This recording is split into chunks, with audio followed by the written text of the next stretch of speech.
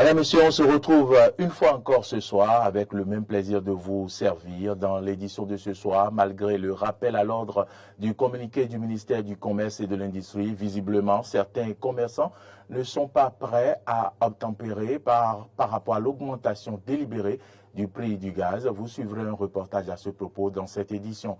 Le procureur de la République près le tribunal d'Abomey-Calavi, Aubert Kodjo, a apporté des clarifications dans un communiqué en date d'hier par rapport à la décision de justice impliquant les casses qui ont eu lieu à Parana dans la commune d'Abomey-Calavi. Emmanuel Macron, lors d'une conférence des ambassadeurs, a réaffirmé son soutien au président déchu, Mohamed Bazoum, et à la CEDEAO. Voilà pour le sommaire. Vous gardez votre position pour le développement de ce journal.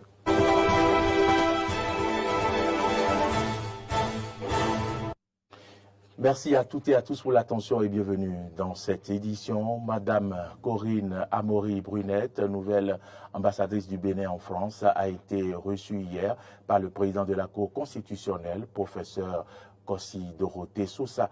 Ils ont eu un entretien qui leur a permis de passer au peigne fin toutes les questions liées à la coopération, toutes les questions liées bien sûr à la coopération au Bénin et puis et la France portée à la tête de la diplomatie béninoise à Paris le 12 juillet dernier. Madame Corinne Brunette est allée prendre les conseils du professeur Kossi Dorothée Sousa avant de rejoindre son poste. À en croire l'hôte du président de la Cour constitutionnelle, c'est un honneur pour elle d'être nommée ambassadrice du Bénin en France et celle qui se considère comme un véritable touche-à-tout apportera désormais son expérience et son expertise aux échanges bilatéraux entre Cotonou et Paris. Le président de la Cour constitutionnelle a quant à lui exprimé sa conviction que la nouvelle ambassadrice contribuera à promouvoir davantage le partenariat stratégique entre le Bénin et la France. Dorothée Sousa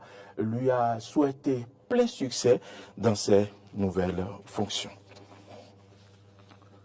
Les consommateurs du gaz domestique au Bénin ont constaté avec amertume depuis quelques jours l'augmentation du prix de vente du gaz. Cela a suscité de vives réactions au sein de la population. Un communiqué du ministère de l'Industrie et du Commerce en date du 25 août 2023 est venu mettre en garde les 10 commerçants qui ont augmenté de façon délibérée les prix du gaz et à repréciser les prix fixés par le gouvernement. Malgré cet appel à l'ordre, visiblement, certains commerçants ne sont pas prêts à obtempérer. Suivons ce reportage de Arthur Wendo.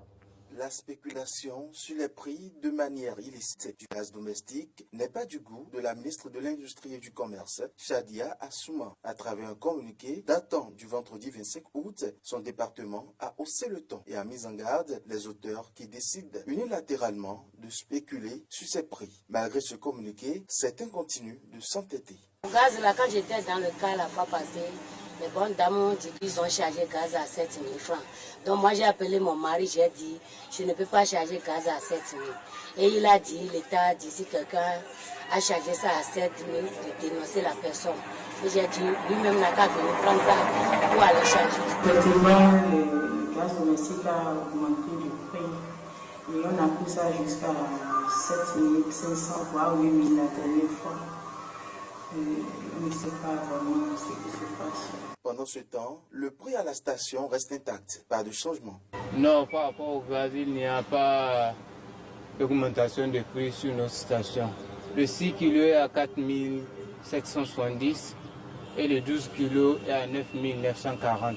Entre payer le gaz chez les bonnes dames à 7 000 francs et aller à la station payer à 4 770 francs, cette ménagère a effectué son choix. J'utilise maintenant charbon et j'attends la réponse chez mon mari. Il faut rappeler que le gouvernement n'a procédé à aucune augmentation du prix du gaz domestique, contrairement aux spéculations en cours sur le marché. Suite à cette pagaille orchestrée par les vendeurs de gaz, la directrice départementale de l'industrie et du commerce du Monocoufo, Doris Tossou, Afan Gwedi et ses collaborateurs ont mené des opérations de vérification dans plusieurs établissements commerciaux dans les départements du Bono et du Koufo samedi et dimanche dernier. Les inspections ont révélé que des points de vente du gaz domestique pratiquent des prix exorbitants en violation des réglementations en vigueur. Les entreprises qui pratiquent la surenchère et ne respectent pas les prix fixés ont été mises sous scellé et convoquées à la direction départementale pour la suite de la procédure. Les missions de contrôle, rappelons-le, sont diligentées sur toute l'étendue du territoire national. Donc, gare à ceux qui s'entêtent. Nombreux sont les Béninois qui fréquentent les piscines et qui s'y adonnent surtout pour garder la ligne ou pour se maintenir en bonne santé. Pour comprendre comment les piscines sont entretenues, la rédaction s'est rapprochée d'un maître nageur. Suivez ici le reportage que nous propose Clémence Tonoucon. Le bon fonctionnement et la durabilité d'une piscine dépendent de son entretien. À côté de la surveillance quotidienne du niveau de l'eau, il est indispensable de procéder à un nettoyage régulier de sa piscine, seule véritable garantie pour avoir une eau propre et saine. Différents produits interviennent dans ce processus, nous apprend le riche Dako, maître nageur. Pour faire l'entretien de la piscine, c'est à 18 heures. On ferme la piscine et c'est à ce moment qu'on met les produits. Et le lendemain, déjà à 6 heures, on est sur le terrain pour faire l'entretien de la piscine. Et on ouvre la piscine à 10 heures. C'est tous les jours qu'on fait l'entretien. Ça dépend aussi de la clientèle. Si les gens sont nombreux dans la piscine, dans la soirée, on met le produit. On met le chlore, sulfate, le sel marin et aussi les anti-algues. Et ça travaille pendant 72 heures. Et le lendemain, on fait l'aspiration avec le moteur. Et quand on fait l'aspiration, c'est les 72 heures que ça fait. Et l'eau, ça devient plus propre. Pendant ce temps, on peut nager. À en croire le maître nageur, il y a des doses à respecter pour les produits utilisés. Pour ce faire, il existe un test d'analyse pour vérifier le potentiel hydrogène de l'eau, communément appelé pH, ainsi que le niveau du chlore. On a un test d'analyse. Et c'est avec ce test d'analyse qu'on utilise pour tester l'eau. C'est avec ce test d'analyse qu'on voit si le pH est idéal, et le chlore aussi. Quand on dépasse le dose, c'est de là que les clients commencent par crier. Ils disent qu'ils sont noirs, sont cils. C'est avec ce test d'analyse qu'on arrive à calculer le dosage.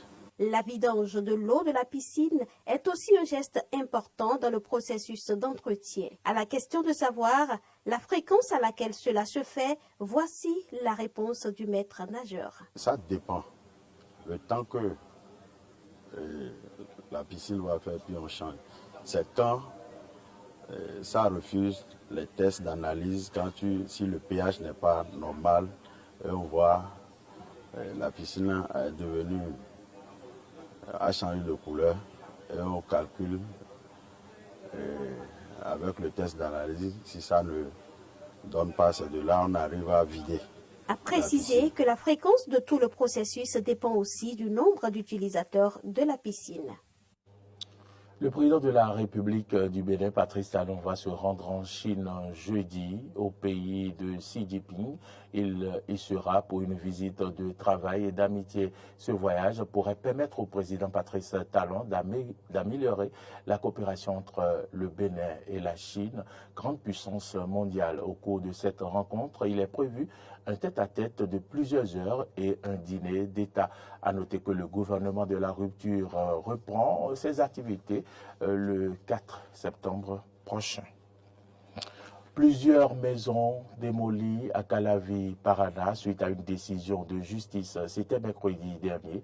Et depuis lors, plusieurs ménages dorment à la Belle Étoile. L'une de nos équipes s'est rendue sur les lieux et suivait le reportage de Arthur Renaud.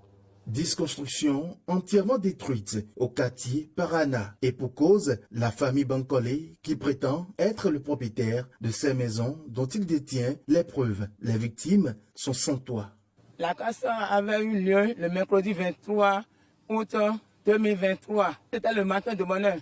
Il y avait tant de gendarmes avec les 10 ans, quoi, je ne comprends pas. Nous avons acheté ici, ça fait déjà 30 ans qu'on avait acheté chez la famille Béa-Hénou.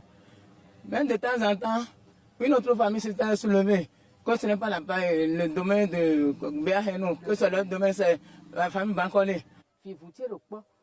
Les enfants sont nombreux. Je me demande où est-ce qu'ils vont rester pour fréquenter dès la rentrée scolaire. Face à cette situation, les victimes lancent un cri de cœur. Nous interpellons le gouvernement, notre papa, président Patrice Talon, de nous secourir dans le pays. Puisque nous sommes dans le pays de justice, les députés, nous vous invitons de nous secourir. Donnez une loi, faites sortir une loi pour faire arrêter ce désordre. Ce n'est pas bon.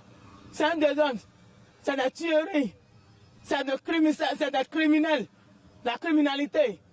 Nous implorons la clémence des réels propriétaires qui puissent voir comment nous aider. Nous n'allons plus d'autres endroits. Acquérir une parcelle à Calavi ne suffit pas pour dormir sur ses lauriers. Il faut la sécuriser. À bon entendeur, salut.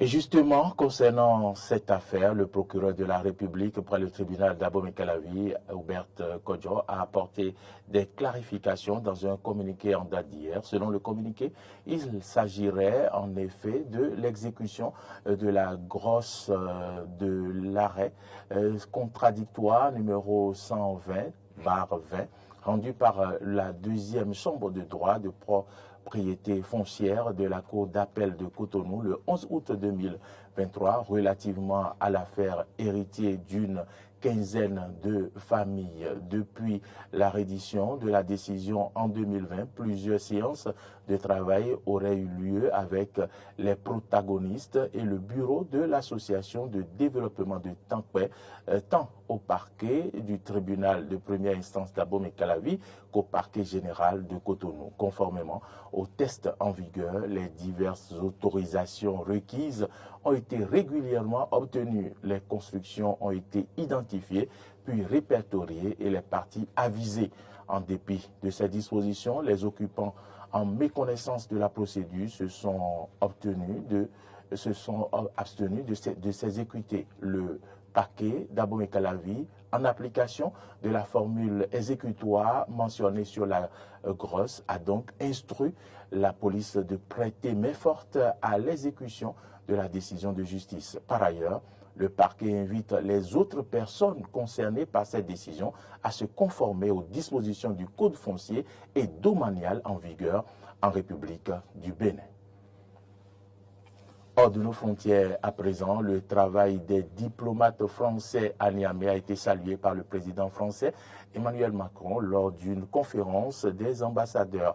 Par la même occasion, la France a réaffirmé son soutien au président déchu, Mohamed Bazoum, et à la CEDEAO. Reportage de nos confrères de RT.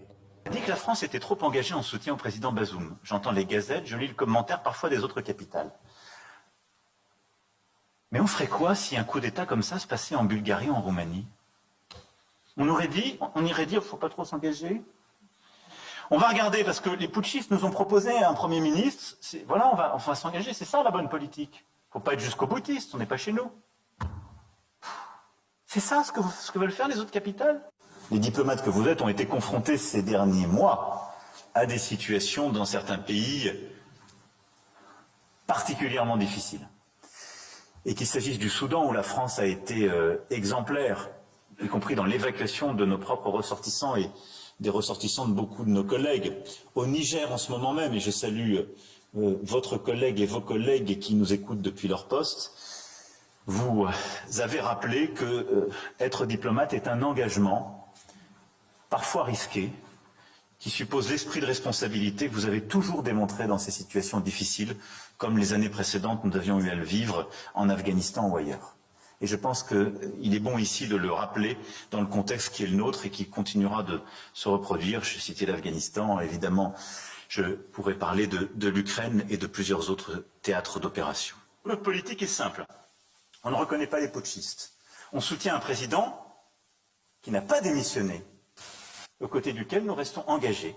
Et nous soutenons l'action diplomatique et quand elle le décidera, militaire de la CEDEAO, dans une approche de partenariat qui est celle que j'ai présentée en février dernier. Ni le paternalisme, ni la faiblesse, parce que sinon on n'est plus nulle part.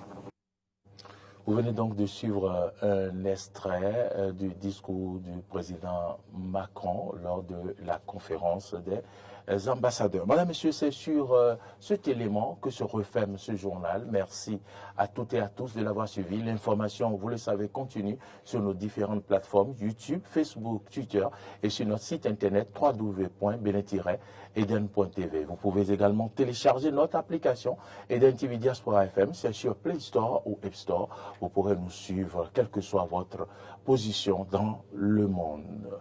Madame, Monsieur, retrouvez-moi demain, 8 h, sur le grand rendez-vous de Matin d'Eden. À toutes et à tous, bonsoir.